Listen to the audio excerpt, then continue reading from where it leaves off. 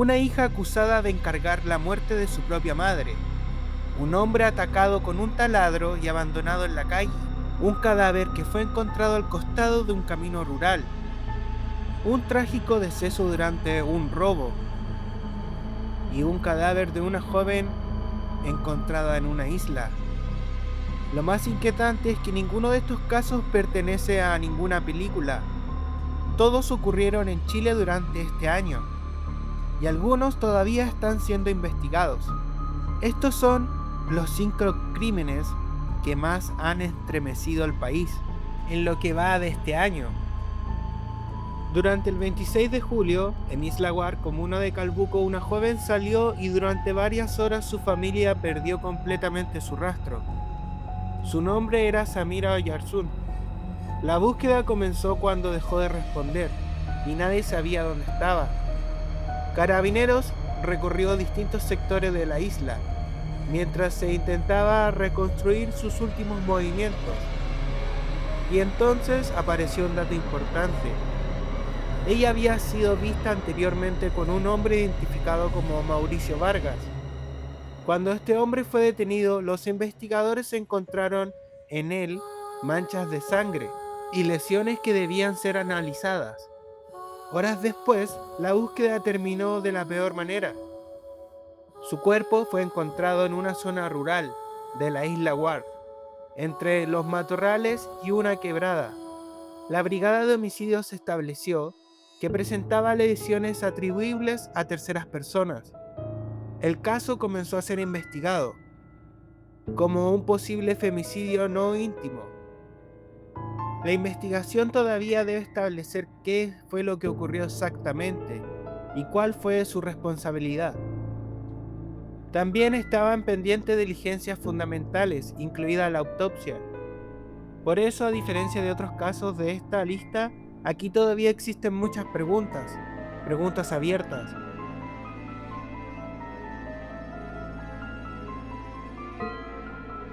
El siguiente caso ocurre durante la madrugada del 23 de mayo. Una pareja que cuidaba una antigua casona en el sector de Maule fue atacada dentro del inmueble. La mujer se llamaba Isabel Contreras Aguilar. Tenía 65 años. Su esposo también fue agredido y sobrevivió con lesiones de consideración. Según la investigación, el objetivo inicial del grupo habría sido robar, pero el asalto terminó convirtiéndose en homicidio. Recibió múltiples golpes y heridas cortopunzantes, y uno de los datos más impactantes apareció después, cuando comenzaron a conocerse los antecedentes de la investigación. 6 personas fueron detenidas.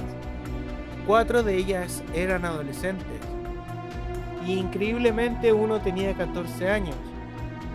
La investigación reconstruyó que el grupo habría planeado el robo y que posteriormente la violencia terminó escalando hasta la muerte de Isabel. Pero la historia no termina cuando abandonaron la casa. Según antecedentes expuestos en la investigación, después del crimen, algunos de los involucrados se repartieron el dinero robado y continuaron bebiendo. Incluso hubo quienes posteriormente compraron ropa. Y existe una frase particularmente perturbadora atribuida a Isabel durante el ataque. Según los antecedentes publicados por medios que accedieron a declaraciones de los involucrados, la mujer le habría dicho a uno de sus agresores: "Te voy a seguir todas las noches". La justicia debe establecer la responsabilidad individual de cada imputado, pero el caso dejó una pregunta muy difícil de ignorar. ¿Cómo puede un robo terminar con la vida de una mujer de 65 años dentro de su propio hogar?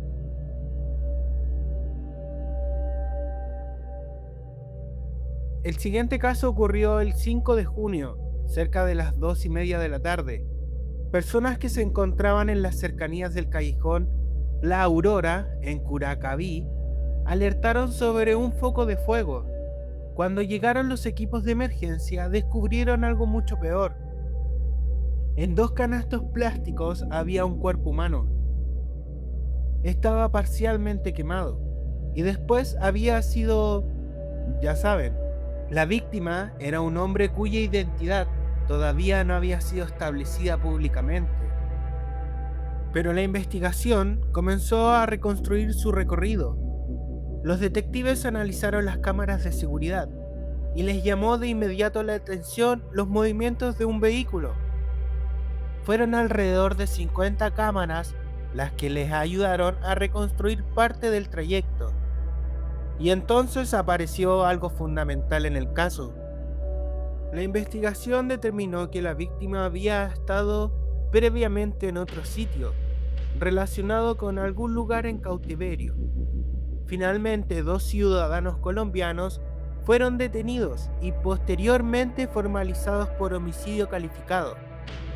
Uno de ellos tenía antecedentes por homicidios en Colombia, y la autopsia entregó otro dato clave. La causa de muerte fue una herida penetrante cardíaca provocada por un arma blanca, además de otras múltiples lesiones, y después el cuerpo había sido repartido y trasladado hasta Curacaví. Los investigadores también establecieron que uno de los imputados habría sido captado llevando un bidón de combustible, que podría corresponder a uno utilizado para incendiar el cuerpo. Y aquí parece uno de los elementos más inquietantes. La víctima todavía no había sido identificada. Tenía una historia. Tenía personas que probablemente lo conocían. Pero durante semanas, para la investigación, fue simplemente un hombre cuyo cuerpo había sido abandonado y parcialmente quemado junto a un camino.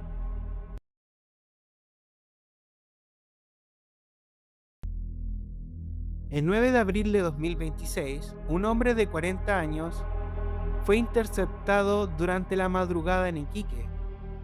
Lo que comenzó como una agresión terminó convirtiéndose en uno de los homicidios más violentos conocidos durante este año. Según los antecedentes presentados ante la justicia, varios hombres lo atacaron con golpes y objetos contundentes. Pero entre las armas utilizadas había algo que resaltaba: un taladro eléctrico. La fiscalía sostuvo que la víctima fue atacada con esta herramienta al menos 30 veces. El informe forense estableció algo más brutal. El cuerpo presentaba más de 100 lesiones. La víctima cayó al suelo y quedó prácticamente sin posibilidades de defenderse. Pero según la investigación, la agresión continuó. Los atacantes introdujeron el cuerpo en un automóvil y ni siquiera dentro del vehículo habría terminado la violencia. Finalmente, alrededor de las 6 de la mañana, el cuerpo fue abandonado en plena vía pública. Las cámaras y otras diligencias permitieron avanzar rápidamente en la investigación. 3 hombres fueron detenidos y quedaron en prisión preventiva. Hay crímenes que sorprenden por su brutalidad, y hay otros que inquietan por algo que todavía es más difícil de entender: la relación entre la víctima y quien supuestamente quiso verla muerta.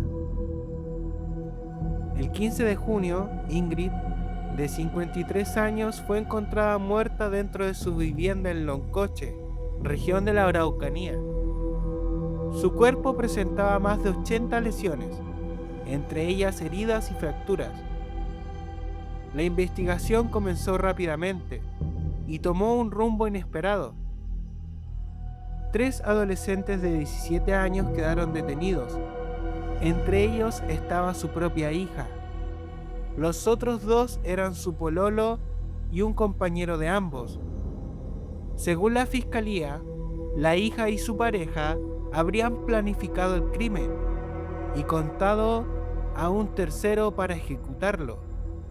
Incluso habría existido un pago acordado, que incluso el monto llega a ser ridículo: 60.000 pesos. La investigación apuntó a que uno de los factores detrás del crimen habría sido el rechazo de Ingrid a la relación sentimental de su hija. Eso simplemente corresponde a una tesis y no va a una verdad establecida mediante una sentencia definitiva. La hija fue formalizada por parricidio. Los otros dos adolescentes fueron formalizados por homicidio. Y los tres quedaron bajo internación provisoria mientras continúa la investigación. Lo que hace especialmente perturbador este caso no es solamente la cantidad de lesiones, es que de acuerdo con los antecedentes de la fiscalía, habría existido una planificación. Eso significa que no se trató de una simple discusión y que terminó fuera de control. Habría existido un momento anterior, un momento en que alguien pudo detener el plan, decir que no, pedir ayuda, y según la investigación, ese momento nunca habría ocurrido. Ahora la justicia deberá determinar qué hizo exactamente cada uno de los involucrados y cuál fue su responsabilidad. 5 casos, 5 historias completamente diferentes, pero todas tienen algo en común. Detrás de cada expediente existe una persona que tenía una vida antes de convertirse en víctima. Y también hay familias que tendrán que convivir con lo ocurrido mucho después de que las cámaras dejen de grabar y las personas dejen de hablar de ellos. Quiero que me hagas saber en los comentarios si te gustó este video. Y Suscríbete o tienes miedo.